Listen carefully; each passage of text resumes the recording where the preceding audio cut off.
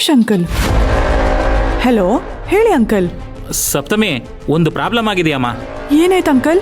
ಅದು ಏನಂದ್ರೆ ನಿಮ್ಮಪ್ಪ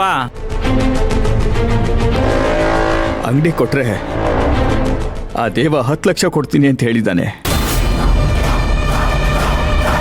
ಅಂಗಡಿ ಕೊಟ್ಬಿಟ್ಟು 10 ಲಕ್ಷ ತಗೊಂಡೋಗಿ ಮೊದಲು ಅದನ್ನ ಅವಳ ತಲೆ ಮೇಲೆ ಬಿಸಾಕ್ಬೇಕು ಕಣೋ. ನೀನು ಬೇಗ ಬಂದ್ಬಿಡು ಸಪ್ತಮಿ. ಸರಿ ಅಂಕಲ್, ನಾನು ಈಗಲೇ ಬರ್ತೀನಿ.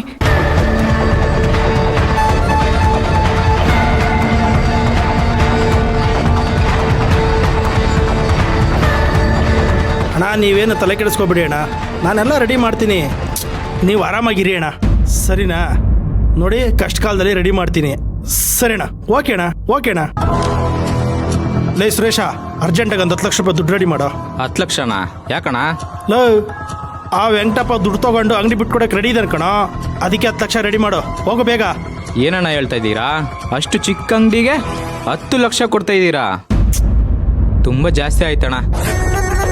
ಲಾಸ್ ಆಗಲ್ವಾ?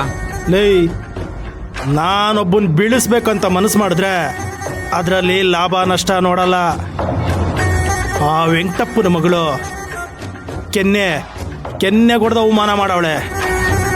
ತುಂಬ ಸಲ ದುರಾಂಕರದಿಂದ ಮಾತಾಡವಳೆ. ಅವಳು ಕೊಬ್ಬು ಕರಗಿಸ್ಬೇಕು ಅಂದರೆ ಅವರಪ್ಪನ್ನ ನನ್ನ ಕಾಲು ಕೆಳಗಡೆ ಇಟ್ಕೋಬೇಕು. ಅದಕ್ಕೆ ನಾನು 10 ಕೊಡ್ತೀನಿ, 20 ಕೊಡ್ತೀನಿ.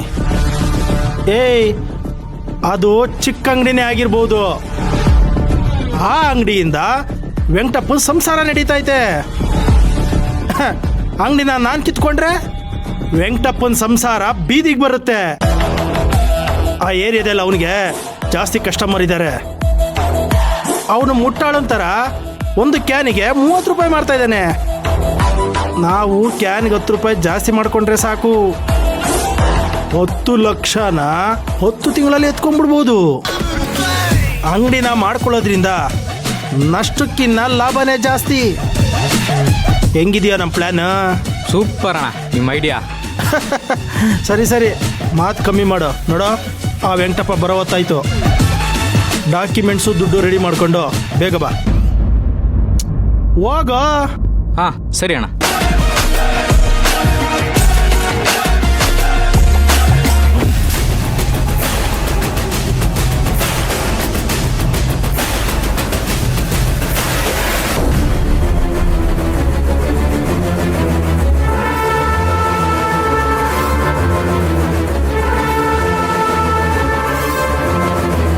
ವೆಂಕಟಪ್ಪ,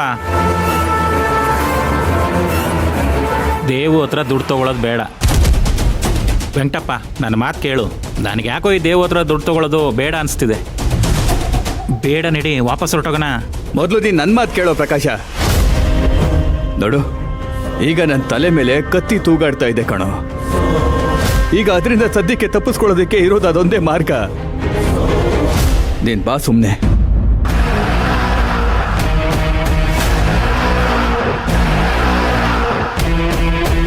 ಸಪ್ತಮಿ ಇನ್ನೂ ಬರ್ನಿಲ್ವಲ್ಲ.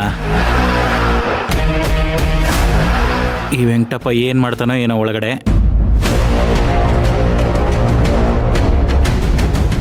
ನಮಸ್ಕಾರ ದೇವು. ವೆಂಕಟಪ್ಪಣ, ಬಾ ಕೂತ್ಕೋ. ಕೂತ್ಕೋ ವೆಂಕಟಪ್ಪ.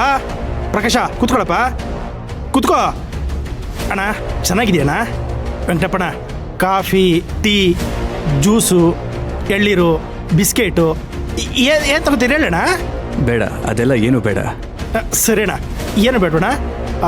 ಲೇ ಸುರೇಶ, ಹಾಂ ಅಣ್ಣ. ಬಾರ ಇಲ್ಲಿ. ಬಂದೆ ಅಣ್ಣ. ಹೇಳಿ ಅಣ್ಣ.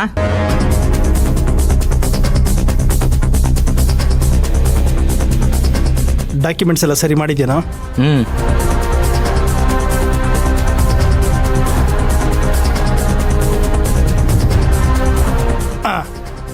ವೆಂಕಟಪ್ಪಣ್ಣ, 10 ಲಕ್ಷ ತಗೊಂಡು ನನ್ನ ಹೆಸ್ರಿಗೆ ಅಂಗಡಿ ಬರ್ಕೊಡ್ತೀಯ ಅಂತ ಪತ್ರದಲ್ಲಿ ಬರ್ಸಿದ್ದೀನಿ ಅಣ್ಣ.